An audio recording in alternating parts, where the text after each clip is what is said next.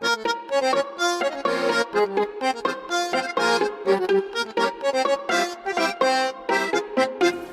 very close to Pesach, and we're just going to learn a little bit of halachot for the month and for Pesach. Just to remind you of a few things that we learned last week that are important to remember and to do if you didn't do. One of them is that the whole month of Nisan, we do not say tachanun or vidui, confession. If you didn't say Birkat Hailanot yet, then you have to find the trees to make the blessing on the trees. Excuse me? Well, better to do it now, but if not, you can do it till Pesach. What's the bracha for the tree?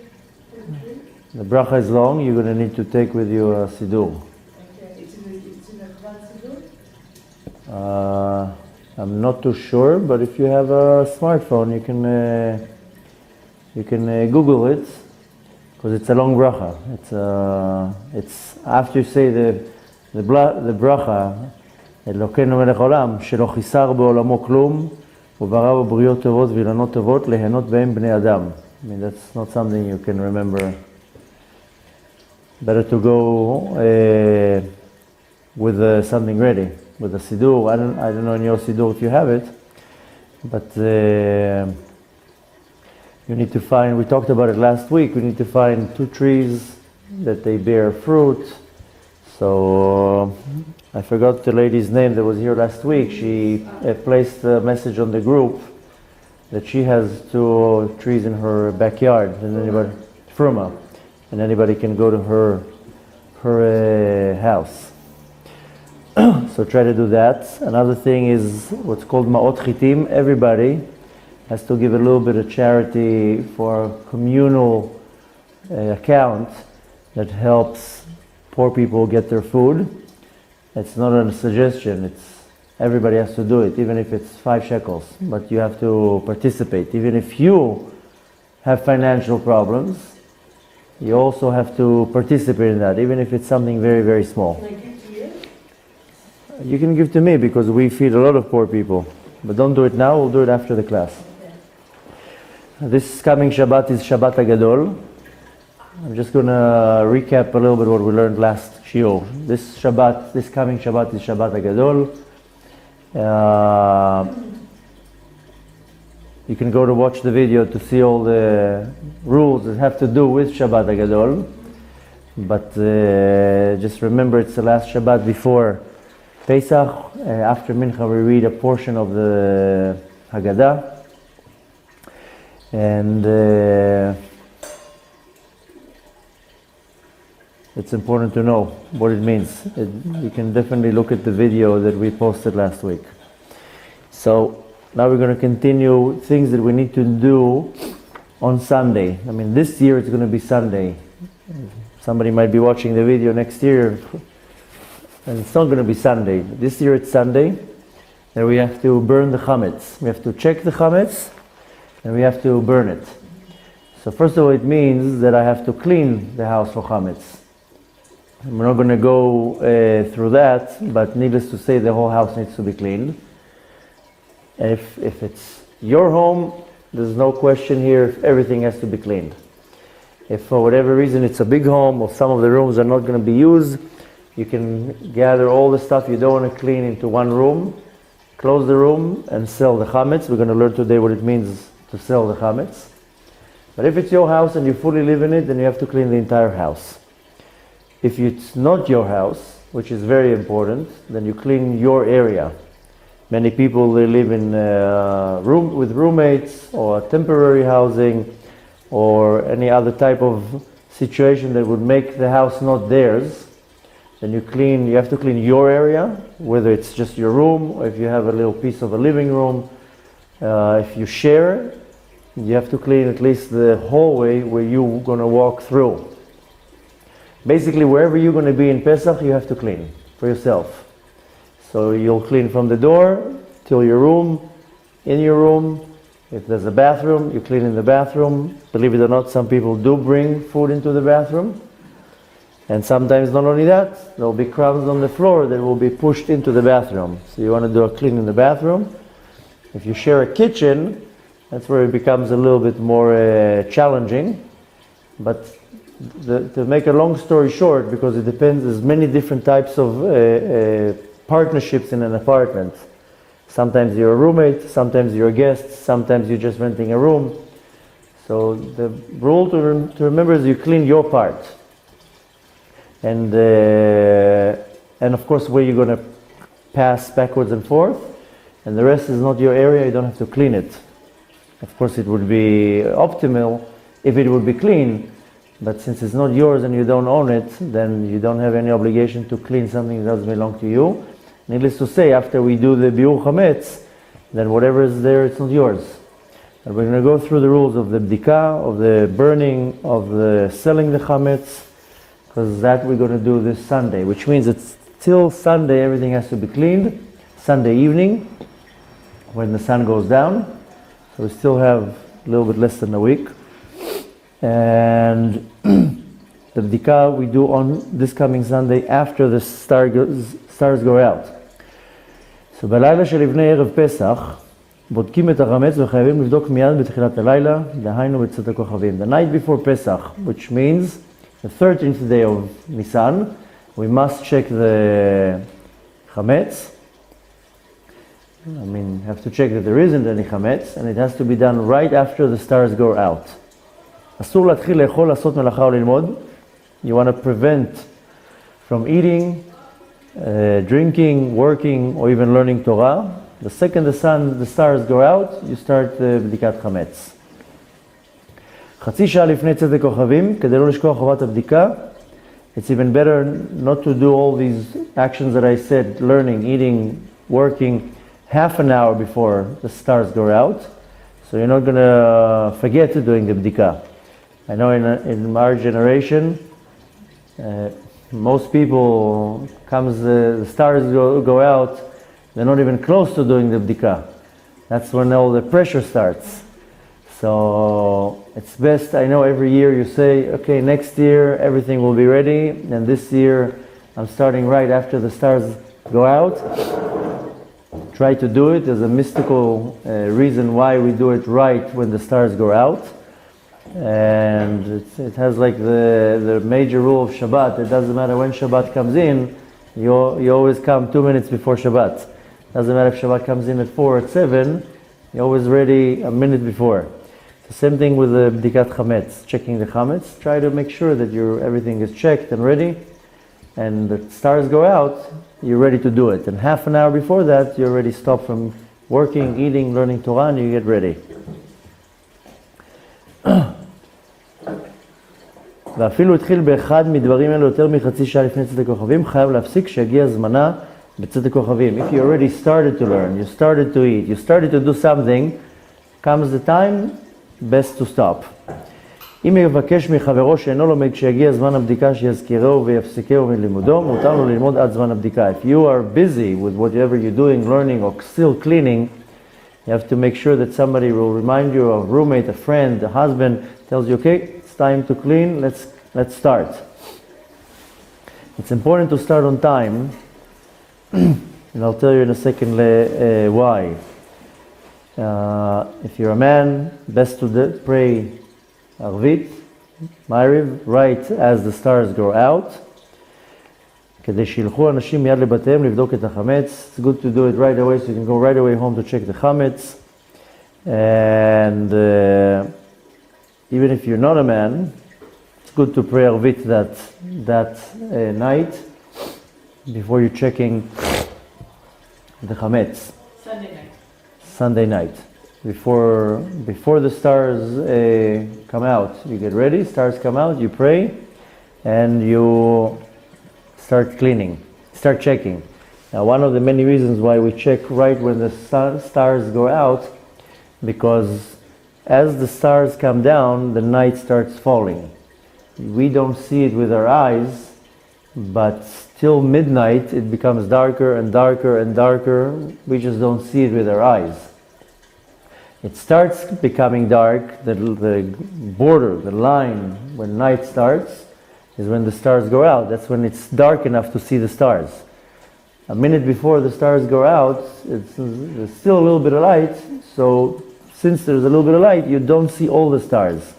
It's not because the stars suddenly appear. It's just that still the sun is not 100% passing the line. Then since it didn't pass the line 100%, there's still a little bit of light in the sky. So you can only see 2 or 3 stars that are very bright. Once the sun is completely beyond, after the line, then suddenly within a couple minutes you see a bunch of stars. So in the spiritual level, there are 2 major midot that control the world, that rule the world. During the day is the midah of chesed, and during the night is the midah of judgment, of gvura, of severity. As the sun goes down, the chesed starts diminishing.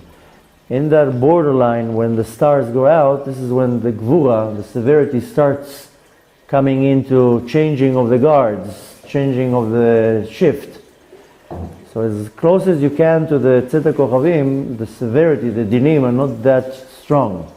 The more you go into the night, the midah, the judgments are becoming much, much stronger. Therefore, you want to make sure that you're checking the chametz as close as possible to tzedek kochavim, to the stars go out. Why? Not to chas v'shalom fall under more severe judgments on that night. Now, checking of the chametz is not necessarily finding the crumb. We do the physical ritual, but there's a spiritual aspect to it. And the spiritual aspect to it is that that's when I need to clean the chametz out of my domain. We're going to go through it later, B'ezrat Hashem, that we clean with a candle. There's a reason why we do a candle. If you notice from previous years, we clean with a feather, and we have to spread some pieces of chametz around so we can find them. There's a whole mystical reason why we do the whole thing. So you want to do it, B'ezrat Hashem, if we have time, we'll get to it today. Why we do the feather, why we do the candle, why we do even the bdika with a candle. I mean, a candle is a little bit of light. Turn the lights on, you'll see 10 times better. So there's a mystical part why we do it like that. So it's better to do it when the stars go out, because the intensity of the midah is not that strong. And when you clean your chametz physically, it's when you clean the chametz spiritually from your neshama. And you do not need more severity or more judgments shining on you. The judgments don't shine on you, but they so to say shine on you. You want to do it as close as possible to when the stars go out. And there's many more reasons, but we'll, B'ezrat Hashem, get to that later. Now, where do you check the chametz? כל מקום שיש לחוש שמא הכניסו לתוכו חמץ, באקראי צריך בדיקה. Any place that you think that even by mistake chametz went in there, you have to check there. Even if it's a laundry room that you're saying, laundry room, who eats in the laundry room? But sometimes it can be crumbs in the pockets of the pants, the shirt, whatever it is, and as you're taking everything and ready to get out of the laundry basket and putting it into the washing machine, could be some crumbs falling over there. So even a place that you think, why would somebody go there with chametz? A little storage, or sometimes under the stairs, if you have 2 floors, under the stairs it's used for like a storage area, which again, sometimes people say, oh, nobody goes there, so what's the point of checking? So you want to check any possible place where chametz might be. You want to make sure, of course, needless to say before, that you clean it and then to check it. Why? Because there is always the option of a little bit of chametz coming there. Now, כל חדר הצריך בדיקה יש לכבדו קודם הבדיקה, כדי שיהיה קל לבודקו. Every room that you have to check, before you check, of course, you want to make sure that it's clean, and you want to make sure that it's organized and it's מסודר, it's not a mess, that it will be easy. Sometimes rooms are messy, like a storage room or a side room. כמו כן יש לכבד תחת המיטות, שמא נתגלגל לשם מעט חמץ, ונגיד לכבדם ביום ג' כדי שיוכל לבדוק את הבית בתחילת ליל י"ד. You have to check all the rooms even in places like under the bed, under a counter, behind a closet. Sometimes people do, okay, I don't really live in this room, and they do it real quick. You want to make sure that you do it very thorough, and better to do it a couple days before. It's also very important to check, יש לבדוק בחורים, בסדקים, במחבואות, בפינות, בודקים בחורים, רק עוד עד מקום שידו מגעת והשאר די לו בביטול. It's important to clean in little cracks between things, in holes, underneath places that normally your hand even can barely get there. But you don't need to go fanatic on places where your hand cannot reach. If your hand cannot reach, you don't have to start burning the house down. Yesterday, that's what sometimes people do. Yesterday we had help in cleaning the kitchen. So in our freezer, there's a place that has a little bit of like like these holes. I don't know if it's done for ventilation. I don't know why it's done, but it's not a place that you can pick up, clean, close down. There was like a little panel and holes, and I saw the cleaning lady there for 2 hours, and I was like, why is it taking you so long? She said, look how much chametz were needed. When I looked, I thought, first of all, it's ice cream, it doesn't look like chametz, but she was like, no, look inside, there's chametz, there's crumbs in there. There was no other option of even opening it. Sometimes there's a panel you can take out, clean, and put in.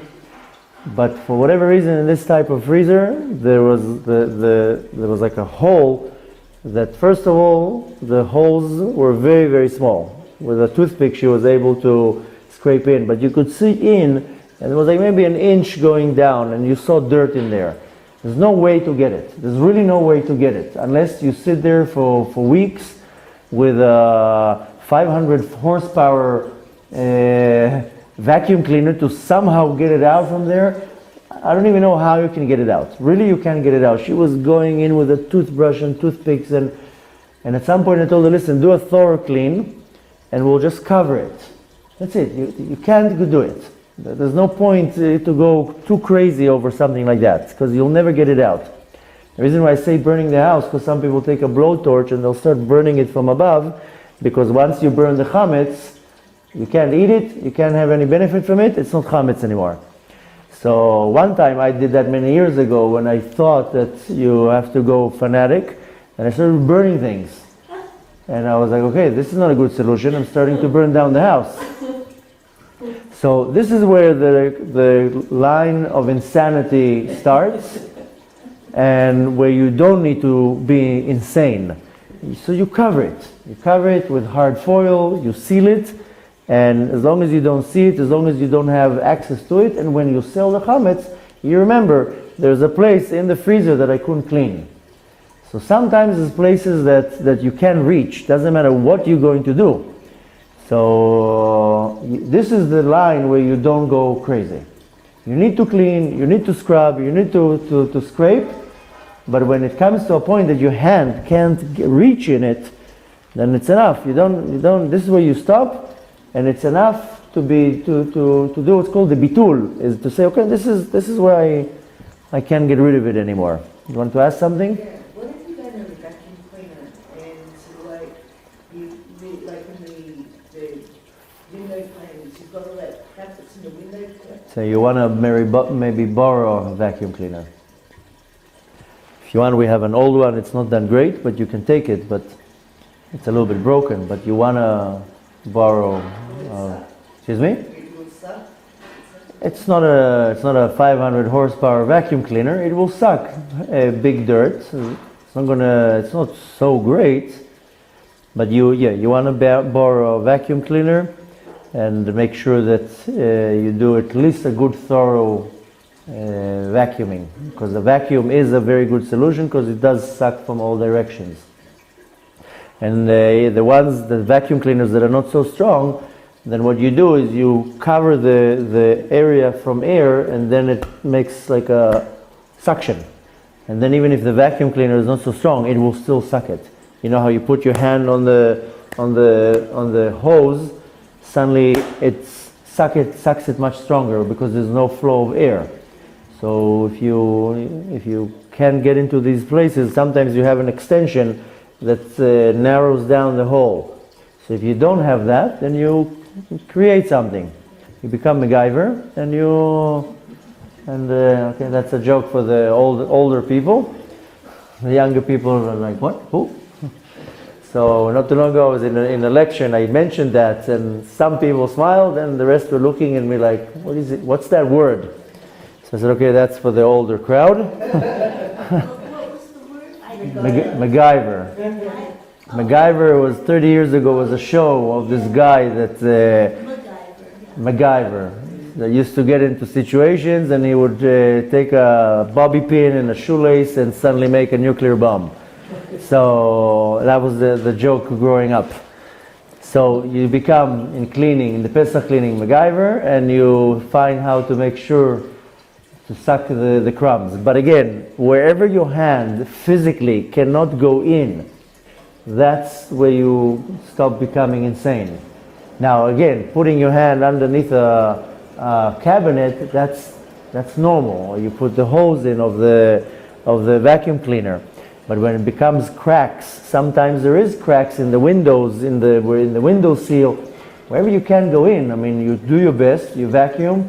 Sometimes I know people will pour certain acid or bleach to melt everything.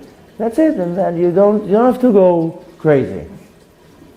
And as somebody once told me, we have very high bookshelves, and I mean, you want to clean it for dust. But once my wife was climbing up, I told her nobody's eating on the top of the bookshelf.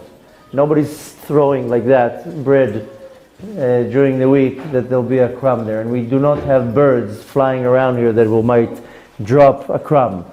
So the 7th level of the bookshelf, that you're cleaning for dust. You don't clean for chametz. So it's important not to go too crazy over the cleaning. I told you already in one of the previous classes last week that if you already have so much free time to go crazy on learning and working on yourself how to clean the chametz within you, rather than going with toothpicks and scraping cracks in the floor. I mean, the cleaning has to be good, but not, some people, they really lose their mind. נוהגים לגרד הספסלים, הכיסאות והכתלים שנגעו בהם חמץ. It's important to scrub anything that chametz touched it. So if you have a countertop, a tabletop, anything that you know that chametz touched it, you want to scrub it. Because sometimes, if you look at this table, for example, you see there's a line around. If you just wipe it with a rag, it's not enough. You can see, this is a perfect example on this table, how it has like this line around. That's something you want to maybe take a toothpick or a knife or a fork and go like that, especially a table you ate on it. This is not so much a table that you eat on it. I mean, actually, yeah, people put their cookies on it and their coffee. This is where what you want to scrub. You go one time. This is what's called a crack, or I'm sure there's a word for this in English. This is something you want to scrape. Excuse me? I don't know. I mean, but you see, like there's in the wood, there's like a little line. This, if you just wipe, this is not good enough. Here you want to take either a fork that is something metal. I mean, you don't want to scratch it. You have to also work with common sense.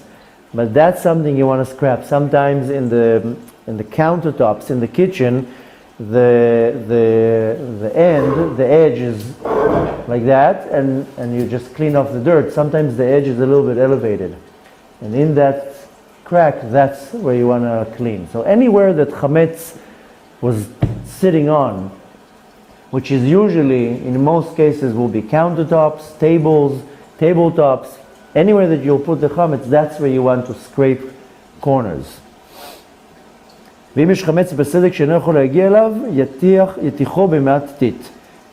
Now let's say there are places, especially on countertops that are made from marble, you can get, because they put two marbles together. I mean, nowadays it's a little bit more with technology. When the edge of the tabletop, the countertop goes a little bit up, they make it one piece.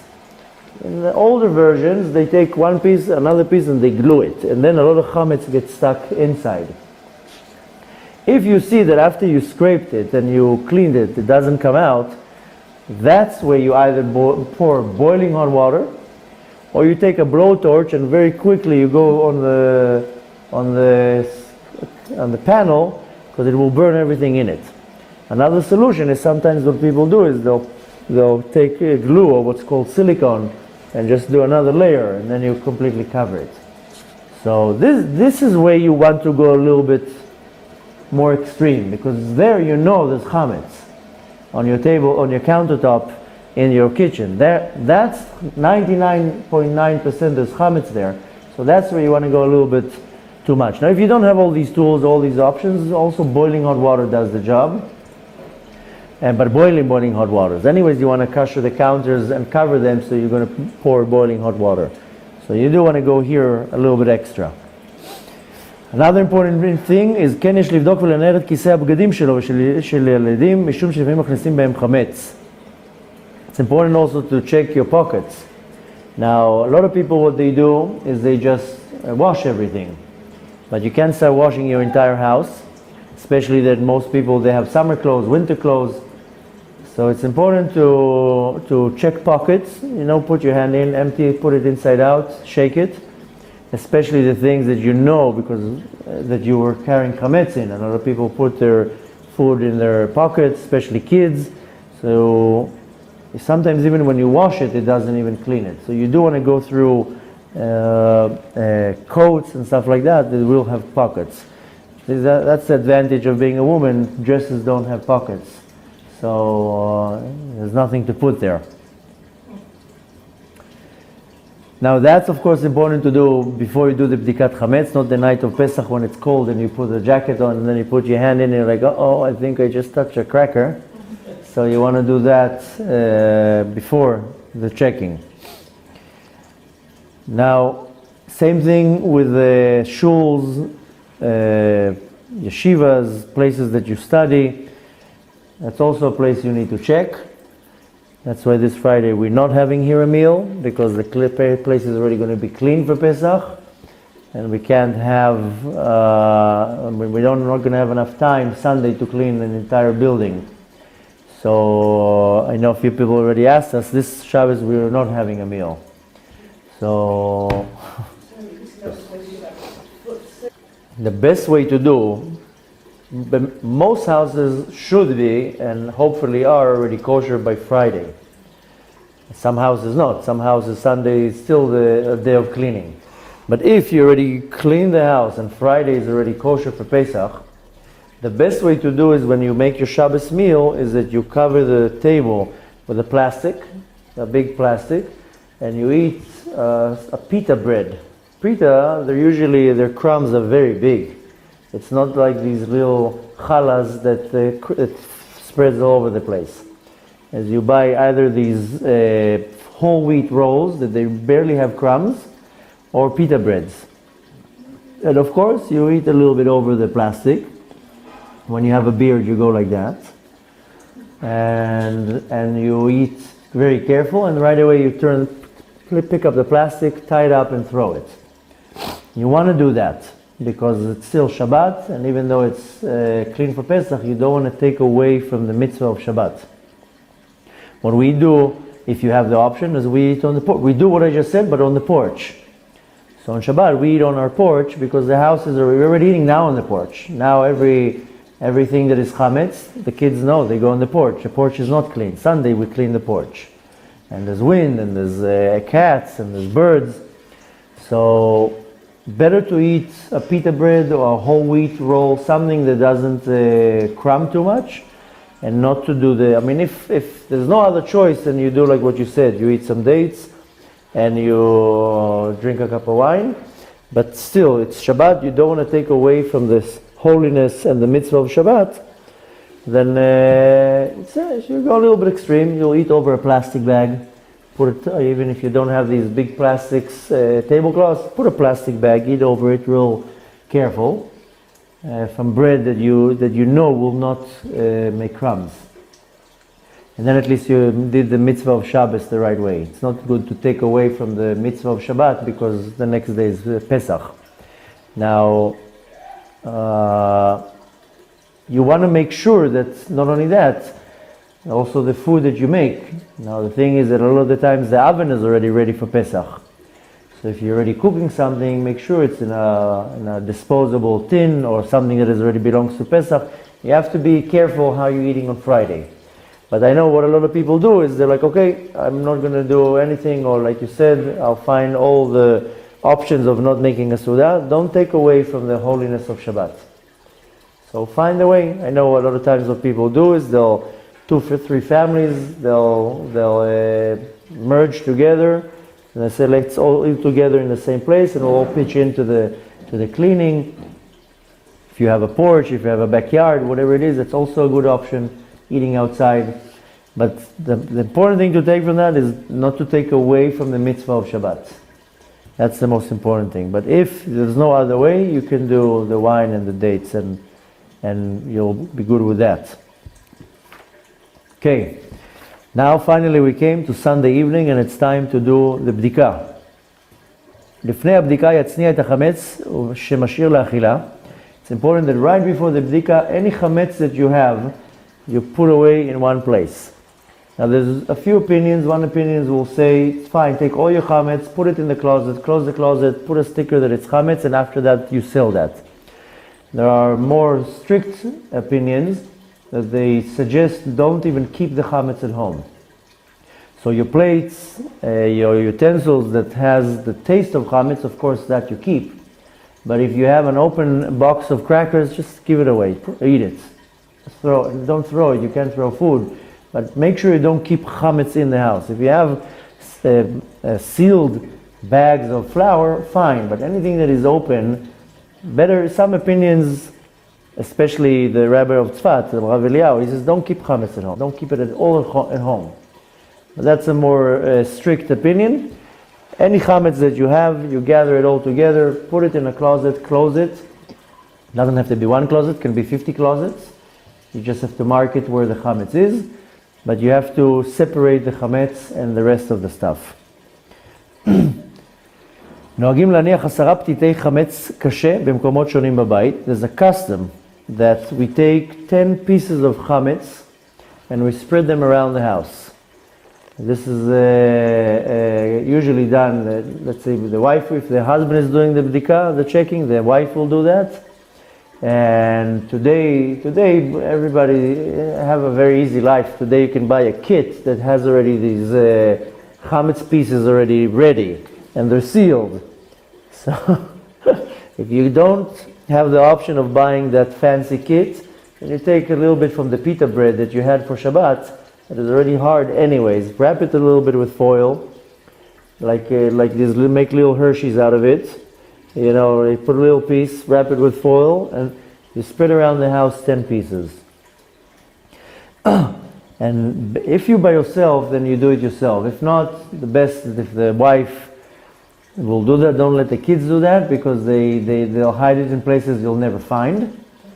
And, you know, there's also the chance that they're going to mess it up and crumbs are going to be everywhere. But if it's possible, let the wife hide it in normal places, then the husband will, in the bdika, will need to find it.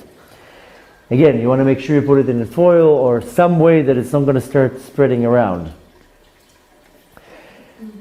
Then, bodkim לאור נר שעבה יחיד, you want to check with a candle of wax, and not like the type of havdalah that has a few flames, that has one wick.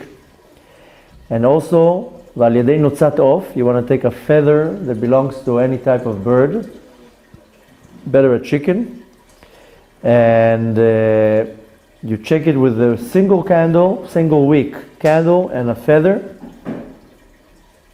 and you start checking the chametz to the light of the candle. All the lights have to be down and off, and you want to check one hand the candle, one hand the feather, and you start looking for the chametz, and you have to find these 10 pieces of chametz. Not a Havdalah candle, you said? No? No, candle from a Havdalah candle, you need one wick. Not a lighter either? A lighter? No, it has to be a candle that's made out of wax. Okay. Today our life is very easy. They sell you this kit, and in the kit will be the wax candle, the feather, the spoon, the 10 pieces, the bracha, the whole thing. No, the spoon and the feather. I didn't see it. You didn't see the food? Just the spoon and the feather. But you mean the kit with the 10 pieces? No, the kit I got just has a spoon and the feather. No candle? So look for the ones that has a candle, because it's important it will be a wax. You can go with a lighter or a flashlight. Okay. Yeah, there's mystical reasons. Maybe what we can do is not today, maybe Thursday we'll learn a little bit more mystical part why we do that. But it's important you do the feather, you do the spoon, you do the candle with the wax, and you find these 10 pieces. In general, just that you feed the curiosity, I don't want to stop for that. The reason, first of all, why we search with the light, because the candlelight, that is considered light. I mean, we don't consider the electricity light.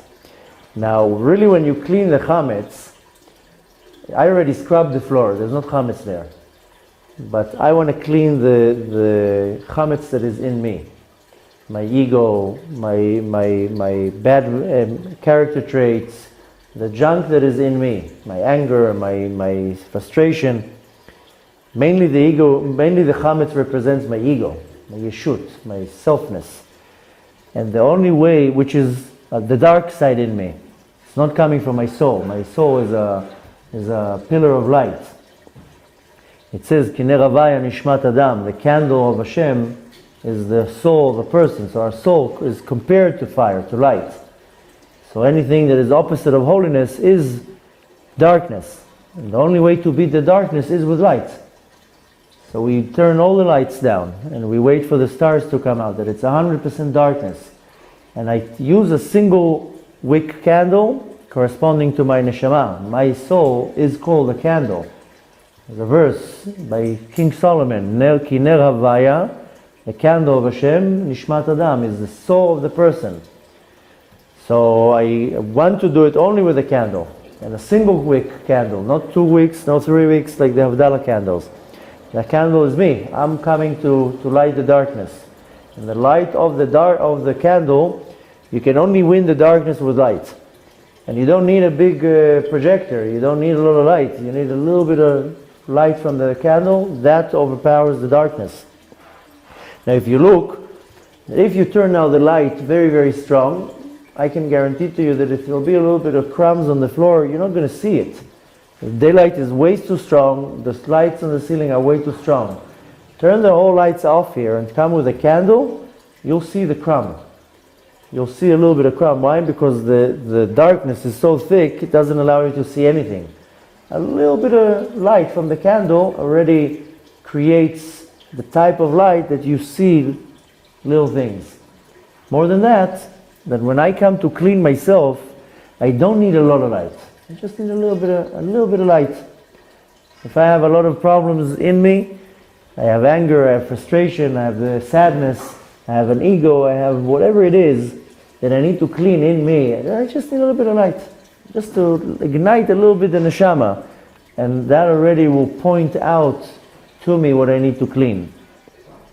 The 10 pieces of the chametz that were spread around, they correspond to the 10 sfirot that are in me. I mean, everything is coming from the 10 sfirot.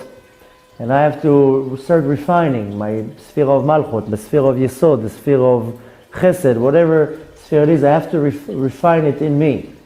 The whole year round it was covered with schmutz and dirt and chametz, and even if I have the midah of chesed, of kindness, it still gets dirty around the entire year because I do charity, but I am a little bit happy and proud that I was able to help that person. And I say, oh, I helped him.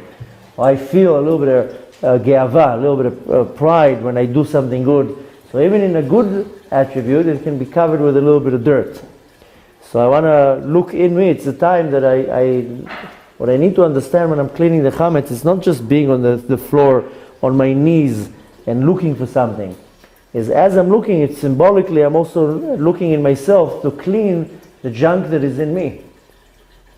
So I want to make sure that it's done the right way. Be'ezrat Hashem, maybe we'll prepare for Thursday and we'll do a class why all these little things, but now we want to make sure that we're doing it with a candle, a single wick candle from wax.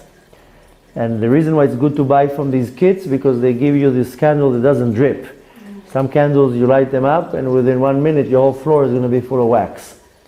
More than that, some candles, the way they make the wick, they make the wax, some of the candles might have ingredients of chametz in it to make the wax strong.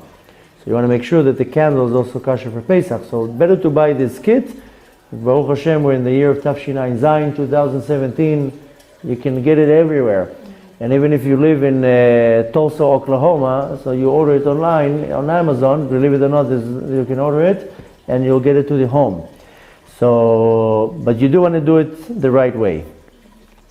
Now, of course, there's a certain bracha that you have to say, and you have to know the bracha.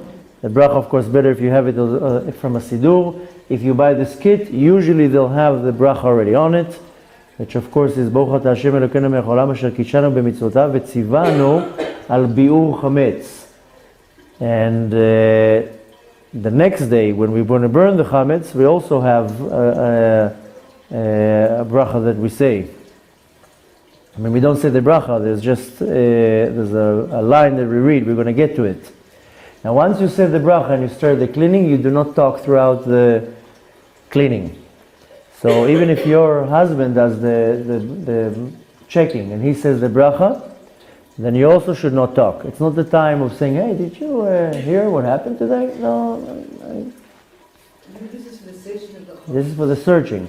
You don't talk. You keep quiet. You take the couple of moments of silence to concentrate on what you're doing, and you don't talk about anything. Another thing is, Yamid b'nei beito etzlo lishmoa bracha. It's best to gather everybody that is in the house. Where if you're just yourself, then it's just yourself. But if there's a husband, kids, everybody has to stand there. They have to hear the bracha. V'ivdeku ish b'mekomo meyuad.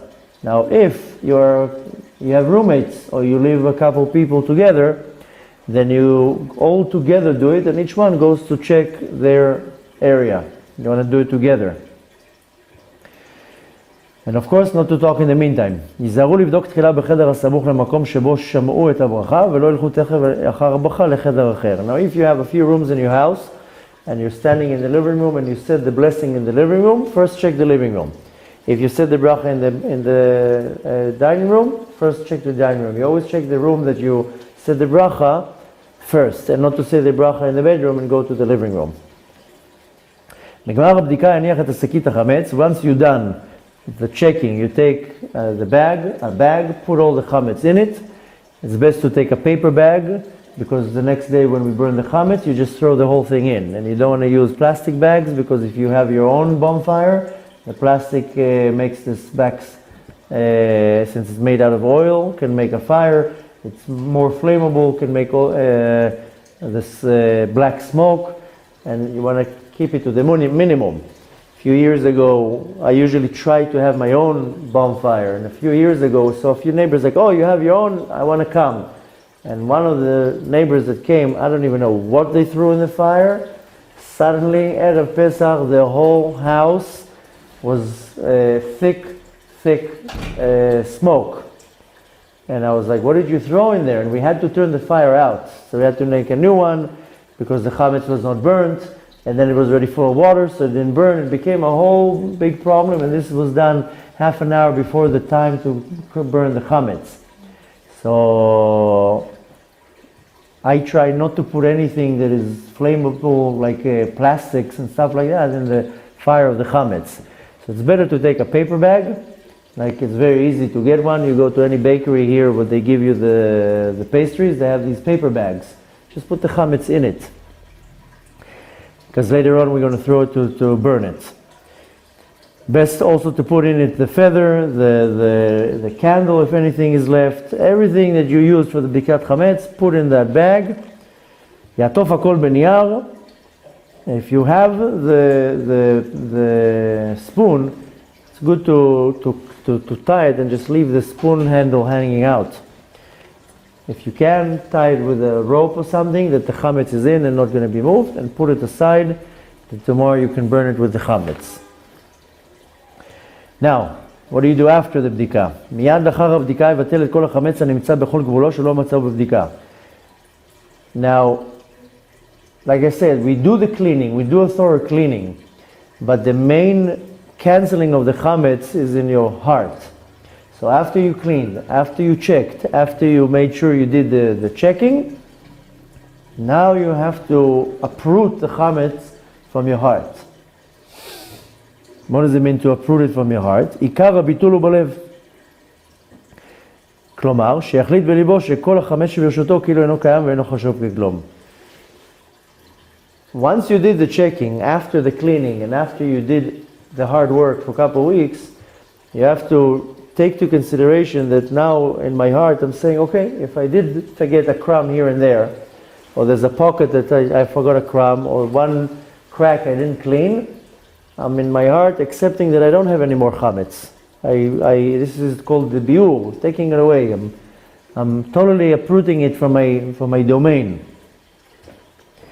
והרי הוא כעפר וכדבר שאין בו צורך כלל. And now my chametz, if I do have any, it's like ashes, it's like sand, and I can't use it for anything.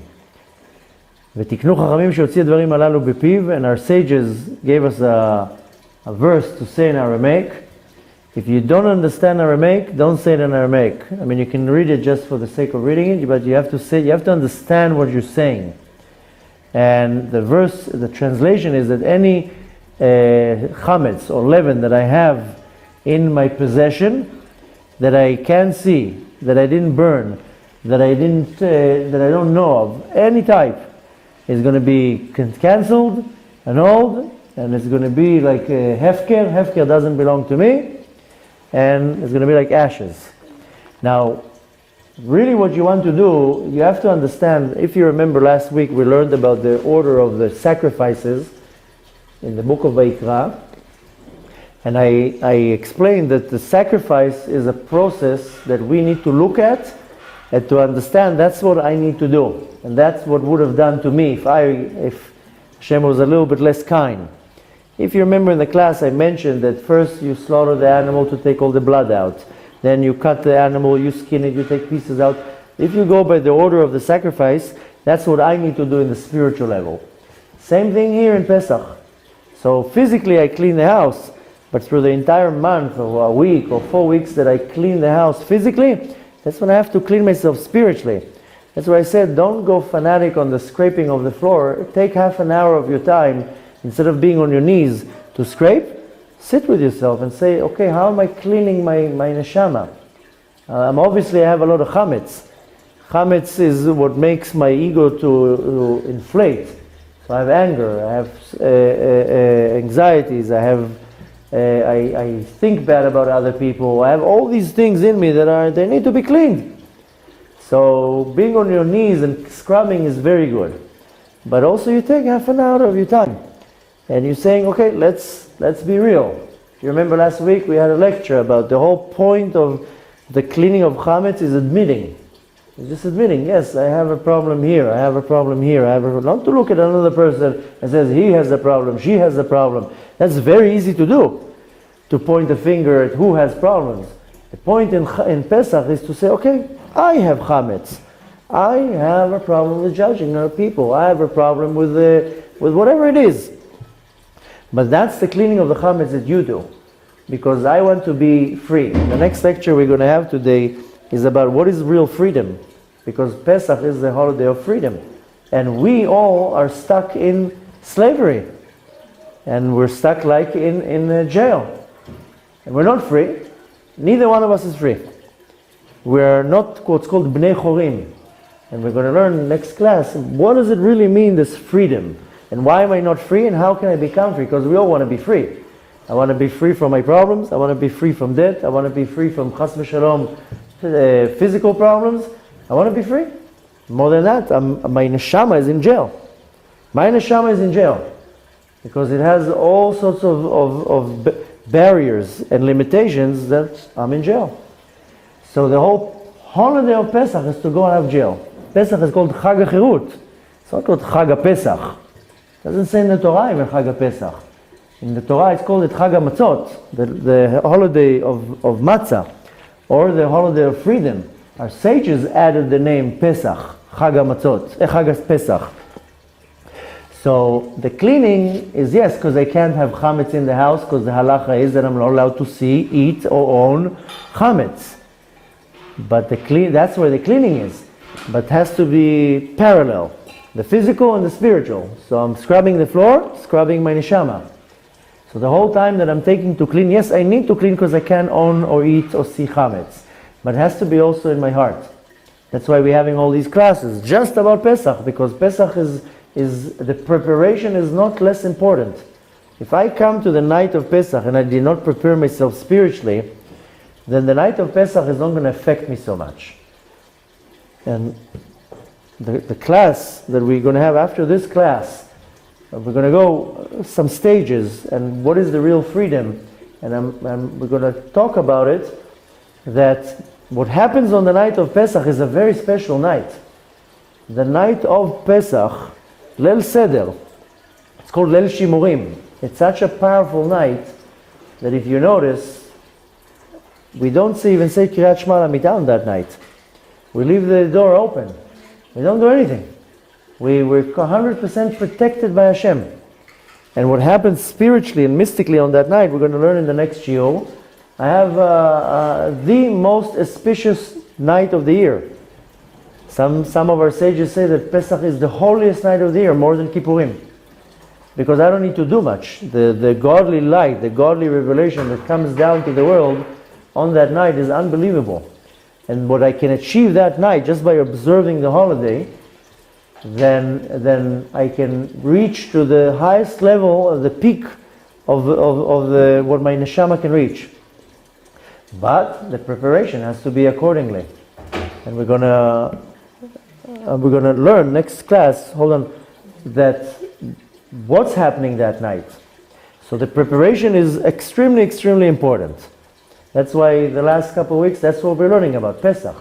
What's Pesach? Why the whole story? If you notice, our entire being is wrapped around Pesach. Every day we're mentioning Yetziat Mitzrayim. Every day.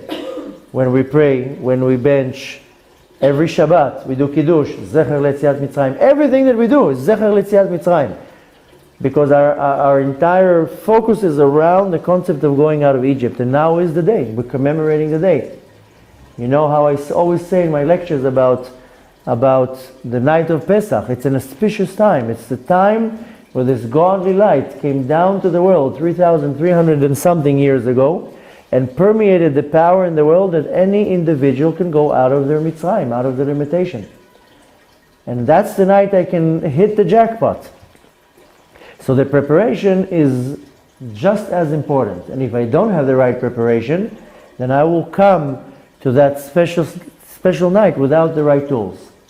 So everything that I do it in the physical, and parallel, it's also happening in the spiritual.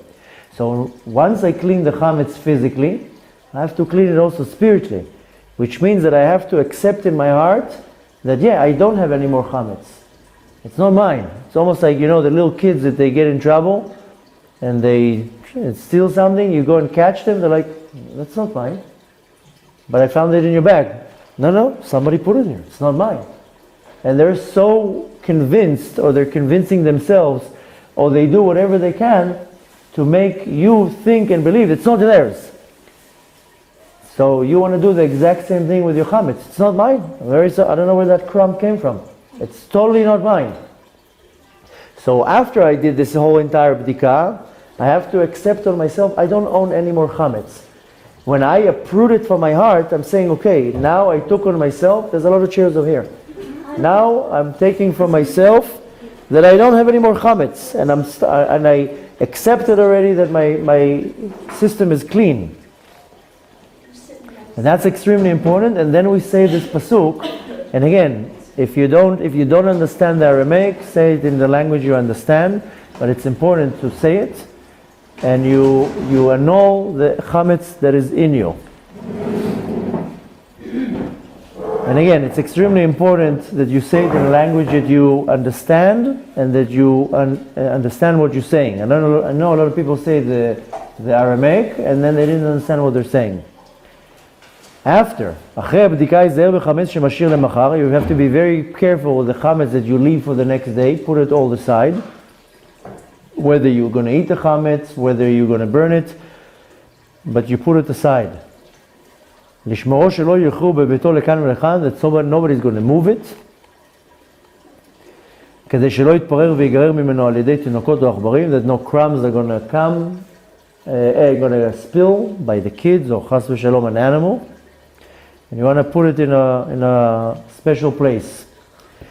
Now the next day, this year it's going to be Monday.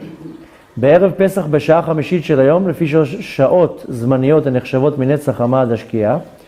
On the day of Pesach, what's called Erev Pesach, the morning of Pesach, 5 hours after of dawn, יעשה מדורה, you have to make yourself a little bonfire, כדי לשרוף את החמץ וישרפנו ויבטלנו, you have to burn your chametz. So today, in most communities, you will find a big bonfire, a big barrel where they make a big fire, and the fire department is already standing there for security. If you can't, then you get yourself a big metal tin or a metal bucket or whatever it is. Of course, not to start burning down the neighborhood. You make a little bonfire, and you throw all your chametz in it, and you have to have some chametz. So the 10 pieces is not good because you will have them in the foil or in whatever bag it is. Better to keep a little bit of chametz.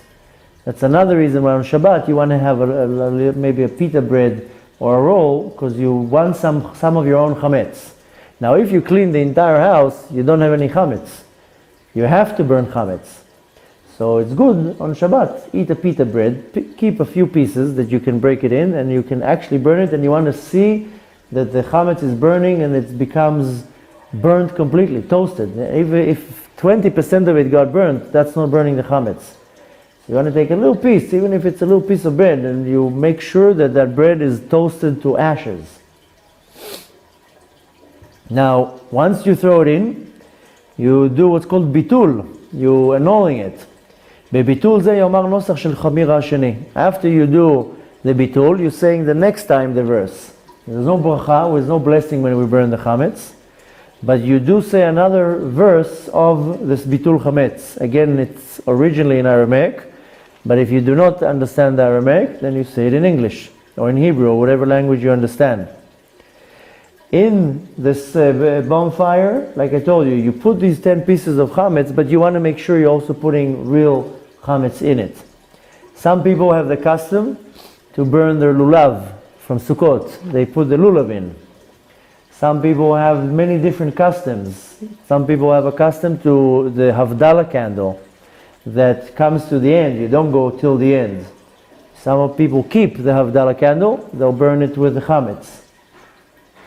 There are many different things that people take on themselves that they burn with the chametz, which is totally fine. Again, just don't burn the house down. That's some people, they think that anything that is not good, they burn pictures of their ex-husband, they burn pictures of people they hurt. All sorts of people come up with all sorts of ideas.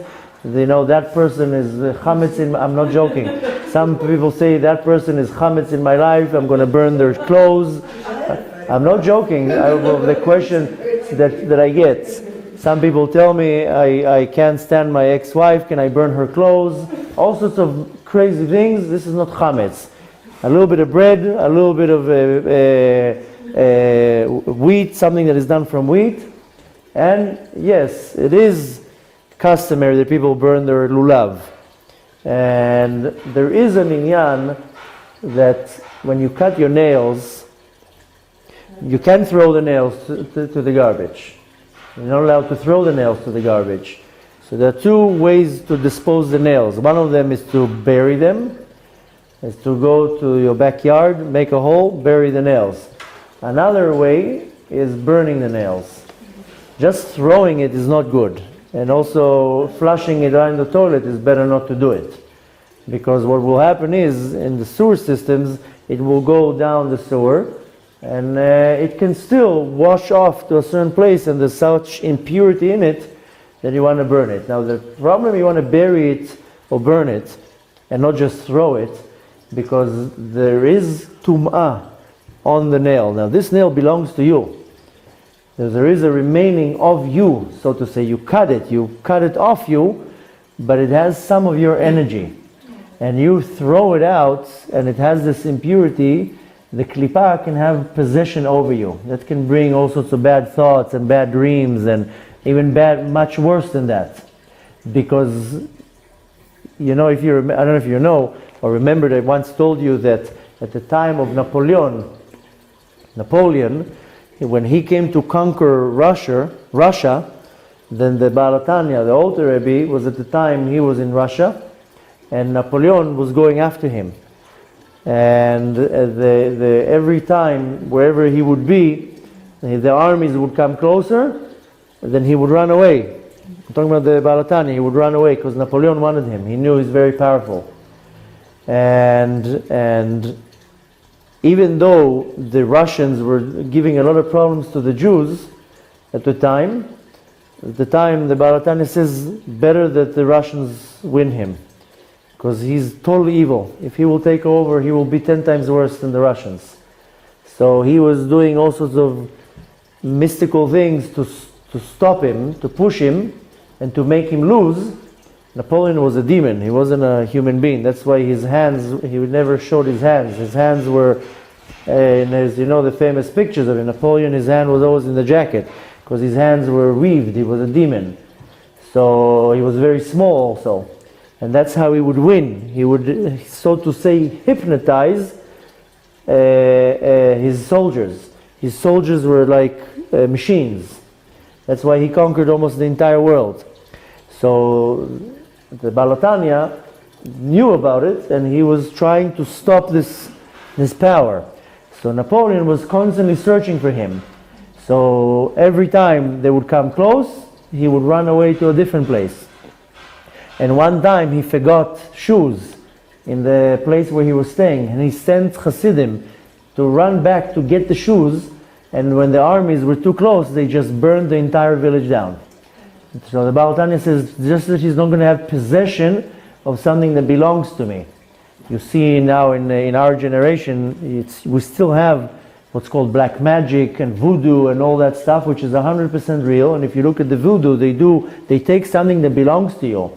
But in the movies, they just make a puppet. But in this practice of black magic, the person that knows how to do it needs something that belongs to you. And it can be even a piece of your jacket, something that belongs to you. Somebody that knows how to control the dark side of it can control you, because he has a possession of you. So when you cut your nails, it's part of you. It has your chayut, your energy. Now once it's already cut off you, then it doesn't have the positive chayut, only negative. And the klipa has possession over your nail. So it's not good to just flush it down the toilet. It's also extremely not good if you're filing your nails, then you must have like a tissue or something, file it on it, and even burn the tissue. We should make a class about nails, because women make their nails nice, and they file it, and they cut it, and you have to be very, very careful. Besides that, it's not good to have nails that go over the meat. I mean, you can have nice nails, but don't make it too long, because all the impurity comes and gets hold on your nails. So the nails are very, very,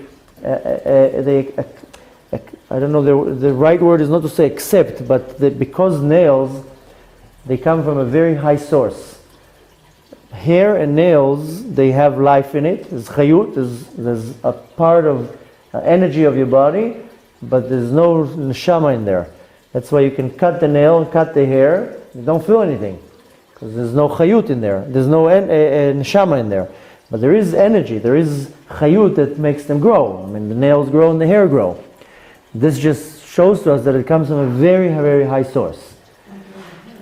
Excuse me? You said how to treat Now hair you don't have to burn, or hair is different energy. The klipa only can grab on the nail, it doesn't grab on the hair. You don't have to start burning hair. But when it comes to nails, you want to dispose the nails. The best way to do it, when you definitely don't throw it in the garbage. Better not to flush it. One way of doing it is to cut your nails. You put it on a piece of tissue. Go to the backyard, take a shovel, a small one, pick up the dirt, put the nails in, and bury it. Or in a pot? Yeah, in a pot, whatever the soil. Just your hands or also your feet? Yeah, in the hands and feet, and put it in soil. The power of the soil, if you dig there a few months later, you'll see it disappear. The power of the soil will disintegrate the nails. The best way of doing it, which going a little bit more extreme, is to burn the nails. And it sounds like, wow, I'm going to start burning it. It's very, very easy. You take a tissue, you cut the nails on the tissue, you wrap the tissue together. I wet the tissue, then I make, it becomes hard. I put it in a tin of olive or pickles or whatever tin that you use once a week. Throw the tissue in, set the tissue on fire. That's it, you burn the nails. Very, very simple. Of course, everything should be done in a very secure way. Why am I telling you all this? Because once I used to burn the nails with the chametz. I would I'd have a bag of nails and burn it with the chametz.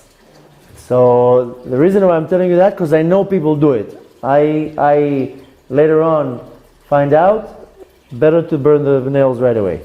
Don't keep it. So the reason why I told you this entire story, because I know people do burn their nails and they burn it with the chametz. So don't keep bags of nails. It's not good. Better. I know a lot of people might be throwing up right now with all these descriptions. But best to burn the nails right away. Take the whole nail thing serious, because it does have a lot of power of impurity. The reason why the Shulchan Aruch says about the nails, tzaddik kovran, tzaddik buries them, chasid zorfan, a chassid burns them. Because a tzaddik says, no, it's enough to bury them. A chassid that says, I don't want to even take the option of maybe a dog will dig it out, something that maybe chas v'shalom will get harmed by it. I'm burning it completely to ashes, that there's not going to be any remaining of this nails. So again, the reason why I'm telling you all this is because people keep their nails for Pesach, to burn it with the chametz. Burn the nails right away, don't wait till Pesach. Let's just go one more part and then we're done for today.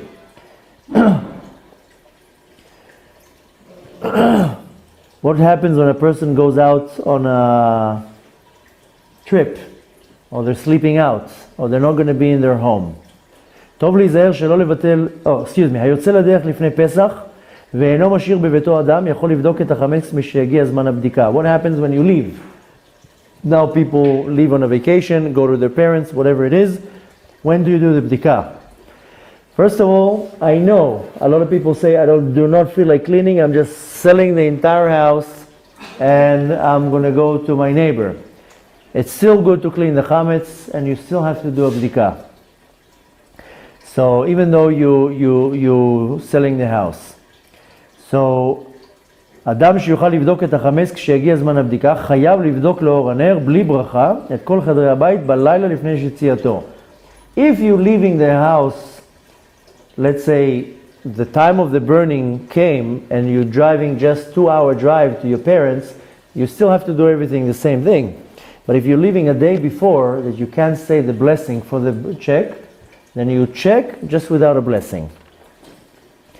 ומיד אחר הבדיקה יבטל את החמץ שאינו ידוע לו ולא מצאו בבדיקה. And right away you annul you uproot the chametz, like we said. If you have a little bit of bag of chametz, wherever you're going to go, burn it over there. But you still need to clean the minimum of cleaning. You do the bdika. If it's a day before, you do it without the blessing, and you sell all the chametz. But it is important still to do it. I think what are we going to do? Okay, we're going to leave. We'll stop now. The And heat is gone, Are the days that you're going to spend Pesach?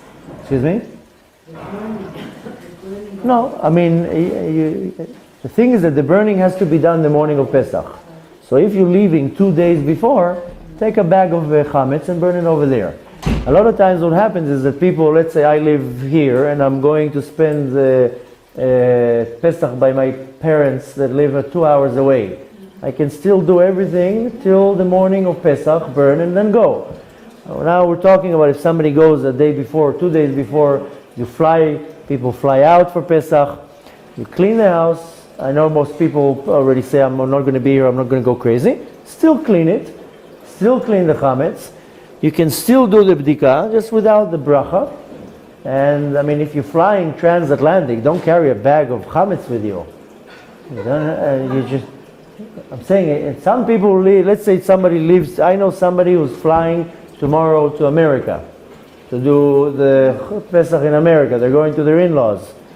They don't need to carry a bag of chametz with them. They'll just do it over there. They'll take a roll and do the burning. Don't you burn your own chametz? Yeah, but you can still own your own chametz when you're there. That you put in the house and that you got it. But that's exactly the thing. They're not going to do it there. So in this type of situation, they clean their house, they seal the house. Now they're going to have a room where they're sleeping. So I told him, put the chametz in the room where you're going to be sleeping. Do the bdika without a blessing. And the next day you have a little bit of your own chametz, but you, in these few days, eat yourself a roll or something. And then you burn the chametz. You don't have to fly transatlantic with a bag of chametz. It's no point for that. The point is that if you're leaving the home way before Pesach, you can still do the bdika without the blessing. And where you are, you can burn a little bit of chametz and participate in the bonfire, throw a little bread in it. And very important to remember, a lot of people come, they throw their bag in the fire and they leave. You have to be there, you have to make sure that the chametz is burned. A lot of people, what they do, this is another thing, by the way, I forgot to mention.